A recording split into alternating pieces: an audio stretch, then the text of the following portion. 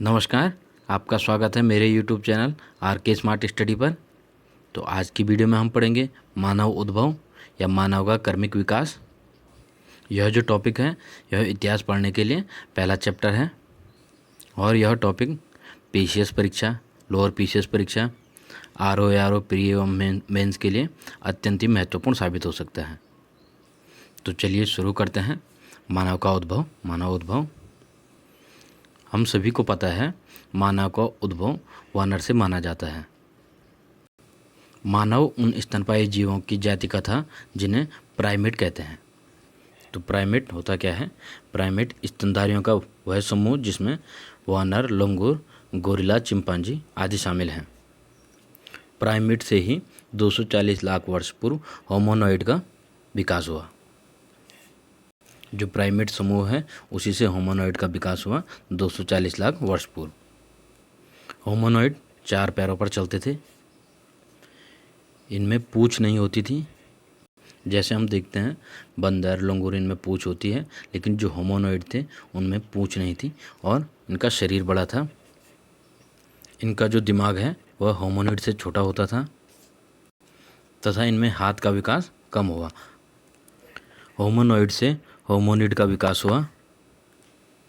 Hominid अर्थात मानव जैसा प्राणी। होमोनिड का विकास होमोनॉइड से 64 लाख वर्ष पूर्व अफ्रीका में हुआ था। इसीलिए अफ्रीका महाद्वीप को मानव जाति का पालना भी कहा जाता है। जो होमोनिड का दिमाग है वह होमोनॉइड की तुलना में बड़ा था तथा यह दो पैरों पर चलने वाले प्राणी थे, जिससे इनके हाथ फ्री हो गए और हाथों का अच्छा विकास हुआ इनके हाथों का। जो होमोनिड हैं इनके बाद से ही इंसान का, जो मानव है, उसका कर्मिक विकास होना शुरू हो गया था। इसी क्रम में ड्रायोपिथेकस का विकास हुआ जो कि जंगलों में रहता था। ड्रायोपिथेकस के एक वर्ग ने जंगल को छोड़कर मैदानों में प्रवेश किया, जबकि दूसरे वर्ग ने जंगल में रहना ही शुरू किया। तो जिस वर्ग ने जंगल में दोबारा रहना शुरू किया उसे रामापिथेकस या शिवापिथेकस, तथा जिस वर्ग ने मैदानों की ओर प्रवेश किया उसे ऑस्ट्रेलियोपिथेकस कहते हैं। जो रामापिथेकस है उसकी लंबाई 3 से 4 फीट थी। इसका जो जबड़ा था वह मानव के समान था और यह 4 पैरों से चलता था। रामापिथेकस को ही शिवापिथेकस कहते हैं क्योंकि शिवालिक श्रेणी में भी इसके अवशेष प्राप्त हुए हैं। ड्रायोपिथेकस का जो वर्ग मैदानों की ओर उतर गया उसे ऑस्ट्रेलोपिथेकस कहा गया। यह 2 पैरों पर चलने वाला था और मानव का निकटतम व आदि पूर्वज इसे ही कहा जाता है। आप इस चित्र में देख सकते हैं, इसका जो जबड़ा है वो मानव के समान तो है लेकिन मानव से काफ़ी लंबा है और गले और शरीर के बीच जो ये जगह है यहाँ पे अभी बंद बनना शुरू नहीं हुआ है, या फिर गर्दन अभी बहुत छोटी सी है, या फिर गर्दन है ही नहीं कहीं। तो इस प्रकार जब ऑस्ट्रेलोपिथेकस की कई पीढ़ियाँ मैदान के वातावरण में रहने लगी और मैदान के अनुरूप उनकी दिनचर्या चलने लगी तो उनकी शारीरिक संरचना में भी परिवर्तन हुआ। जैसे उनकी थूथन छोटी हो गई, ये थूथन देख सकते हैं, ये ऑस्ट्रेलोपिथेकस से थोड़ा छोटी थूथन हो गई और इनकी गर्दन थोड़ी लंबी लगने लगी, गर्दन दिखने लगी। तो इस प्रकार का यह मानव होमो हैबिलस कहलाया।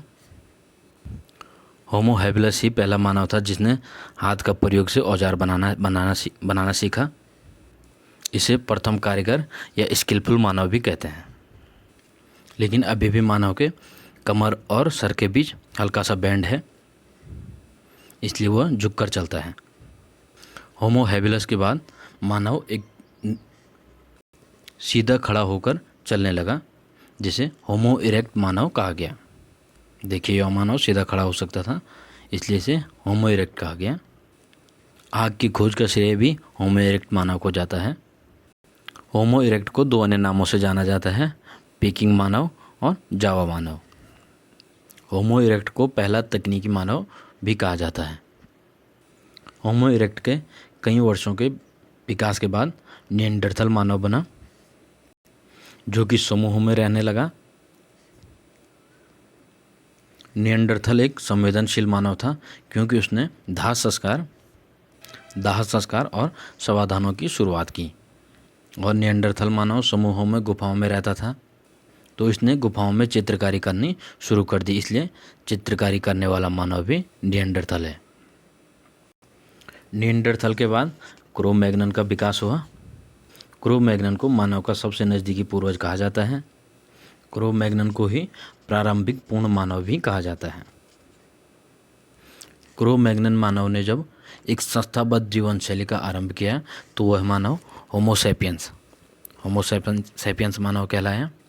और जब होमोसेपियंस ने सभ्य मानवीय जीवन अपनाया, प्रौद्योगिकी को अपनाया, मानव मूल्यों और संवेदनाओं को महत्व दिया, तो वह मानव होमोसेपियंस कहलाया, जिसे हम आधुनिक मानव, जो वर्तमान मानव है, वह होमोसेपियंस है। तो इस प्रकार हमने मानव विकास को बहुत ही संक्षिप्त तरीके से समझ और पढ़ लिया है। तो मेरे साथ अंत तक बने रहने के लिए आप सभी का धन्यवाद। वीडियो को लाइक एवं शेयर करना ना भूलें, और अगर अभी तक भी आपने मेरे चैनल को सब्सक्राइब नहीं किया है तो चैनल को सब्सक्राइब ज़रूर करें।